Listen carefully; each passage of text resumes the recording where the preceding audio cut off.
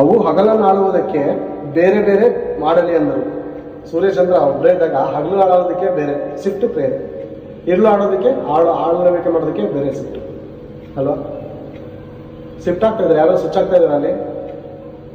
ನಾವು ಊರ ಕಡೆ ಹಳ್ಳಿಗಳ ಕಡೆ ಅವಾಗ ನೋಡುವಾಗ ಬೇರೆ ಬೀದಿಗೆ ಒಂದು ಲೈಟ್ ಇರೋದು, ದೊಡ್ಡ ಕಂಬ. 6 ಗಂಟೆ ಆಯಿತು ಅಂದರೆ ಸ್ವಿಚ್ ಹಾಕ್ರಪ್ಪ ಅಲ್ಲಿ ಯಾರಾದರೂ ಇದ್ರೆ ಅಂತ ಅಲ್ವಾ. ಅಂದರೆ ಕತ್ತಲೆ ಓಡಿಸೋದಕ್ಕೆ ಬೆಳಕು, ಲೈಟ್ ಬೇಕಾಗಿತ್ತು ಅಲ್ವಾ. ಅದೇ ರೀತಿ ಹಗಲನ್ನಾಡುವುದಕ್ಕೆ ಸೂರ್ಯನು, ಇರುಳನ್ನಾಡುವುದಕ್ಕೆ ಚಂದ್ರನನ್ನು ದೇವರು ನೇಮಕ ಮಾಡ್ತಾ ಇದ್ದಾರೆ, ಟೈಮ್ ಕೊಡ್ತಾ ಇದ್ದಾರೆ ಅವ್ರಿಗೆ. ಇಷ್ಟರಿಂದ ಎಷ್ಟೋವರೆಗೂ ಡೇ ಶಿಫ್ಟ್ ನಿಂದಪ್ಪ. ಇವಾಗ ಡೇ ಶಿಫ್ಟ್ ಇದೆ, ಎಲ್ಲಿರ್ಬೇಕು ನೀವು? ಭಾರತ ದೇಶದಲ್ಲಿ ಇರಬೇಕು. ಈಗ ಸೂರ್ಯನಿದ್ದಾನೆ, ಸೂರ್ಯನ ಇಲ್ಲಿದ್ದಾನೆ. ಚಂದ್ರನಲ್ಲಿ ಹೋಗಿದ್ದಾನೆ, ನೈಟ್ ಶಿಫ್ಟ್ಗೆ ಅಮೆರಿಕ ಕಡೆ ಹೋಗಿದ್ದಾನೆ. ಅಥವಾ ಬೇರೆ ದೇಶ, ಬೇರೆ ಪ್ರಾಂತ್ಯದಲ್ಲಿ ಇವಾಗ ನೋಡುವಾಗ ಅಲ್ಲಿ ರಾತ್ರಿ ಆಗಿರುತ್ತೆ. ಹೌದಂತೀರ ಅಲ್ಲಂತೀರ?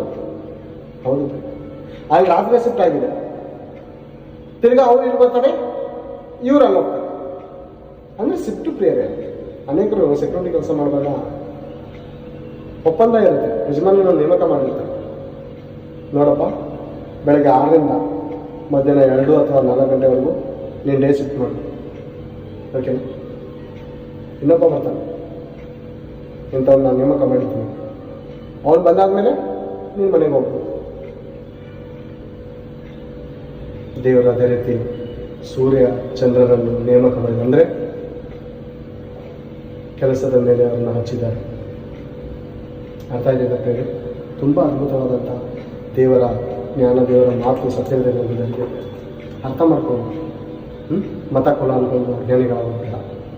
15ನೇ ವಚನ, ಭೂಮಿಯ ಮೇಲೆ ಬೆಳಕು ಕೊಡುವುದಕ್ಕೆ ಅವುಗಳು ಆಕಾಶ ಮಂಡಲದಲ್ಲಿ ದೀಪಗಳಂತಿರಲಿ ಅಂದನು. ದೀಪನ, ಅಷ್ಟು ದೊಡ್ಡ ಸೂರ್ಯ ದೀಪನ ಯಾರಿಗೆ? ನಮಗಲ್ಲ, ದೇವರಿಗೆ ದೀಪದ ಥರ.